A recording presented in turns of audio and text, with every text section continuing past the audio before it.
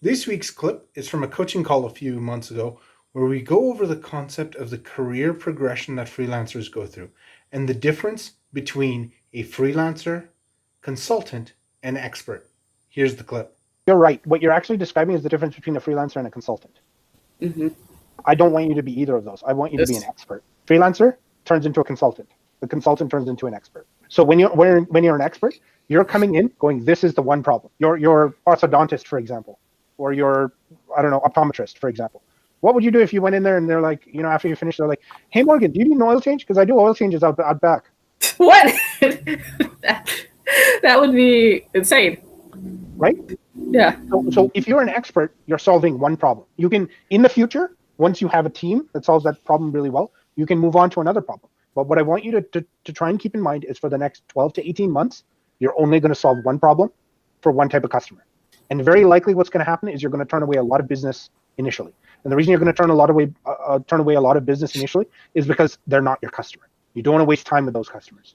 You'll get very short-term gains off of them, but the long-term having to support doing all these different custom things is going to kill you, and it's going to keep you from scaling. Whereas just solving one problem predictably. You're an optometrist, they deal with eyes. If it's not an eye problem, go somewhere else. We don't deal with that. When you shift from labor, which is, again, no different, what a freelancer does is no different than a construction worker. Chances are, construction worker probably gets paid a whole lot better. Right? An expert is based on what's in here, and it's up to you to improve what's based in here. And the more you improve what's based in here, the more you can charge. I want you to keep in mind is freelancer, it's anything you can do. If you can do it with your hands, that's fine. You're a laborer. Freelancer it should be a synonym with laborer. The difference between a freelancer and a construction worker, again, is a construction worker has more job stability and gets paid a whole lot more than most freelancers do, because it's generally, you don't want to cheap out on the person that's building the house you're going to live in for the next 30 years, right? But fundamentally, they're in the same industry. They're not in the same industry. They're fundamentally doing the same thing.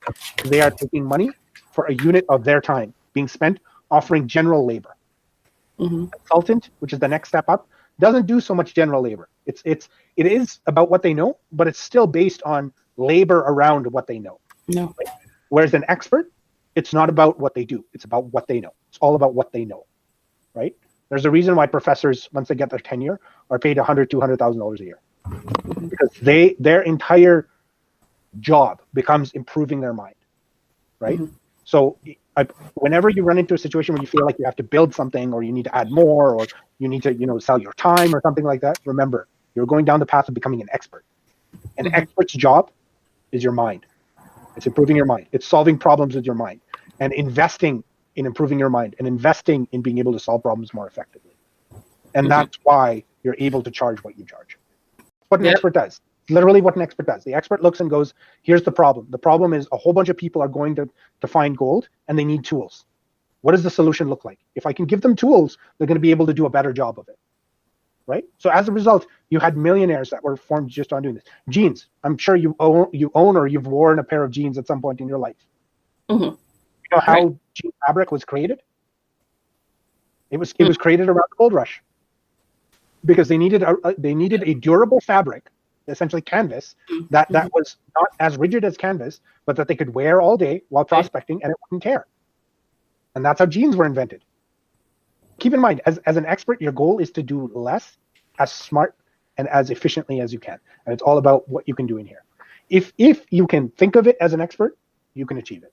Like, in order for you to be the expert, you need to pick the problem that you're the expert in and understand that problem on such a deep degree that if you hear even a whisper of a symptom, you can start to lead the conversation, which almost makes the other person feel like you're psychic, and is really great at building rapport very quickly, because it communicates to them, I get you. I know what you're going through. I completely understand. You have been waiting for this call and you didn't even know it. I am on this phone call with you right now because the universe predestined that we would speak at this point, because I am now capable of solving this problem for you, right? And that's when it now turns into a game they are having internally of why shouldn't they give you their money.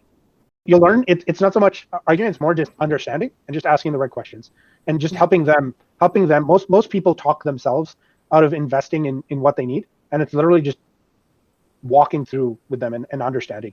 And as soon as you show that you're not there to rush to the end, you're there to actually help them, boom, it like there's and you'll start to notice this as it happens. But there's a definite moment where it feels like the uphill just turned into a downhill, and the downhill is like at the bottom of the hill is the sale, and you feel like, okay, they're moving further away from the sale, and then something happens. It usually happens, like, it's almost every time I've heard it happen, just from experience, it's within the span of one sentence. Something finally clicks, and sometimes you can even hear the switch go click, and then it's just a rush to, like, how fast can they buy from you? System, yeah. They need it. They know they need it now, and every second that they spend not buying it is making them aware of how big the problem actually is. As an expert, it's the goal is to do as little as you can, but create as much value as you can. And the best way to do that is to help other people make money. So you help your customers save money by having them pay someone else, right? Right. And that's going to help that other person make more money. That's going to help this person make more money. And as a result, because you built that bridge, you're going to make money as well. The complexity is far lower. It's not a job mindset. Like the JOB mindset is the what can I do?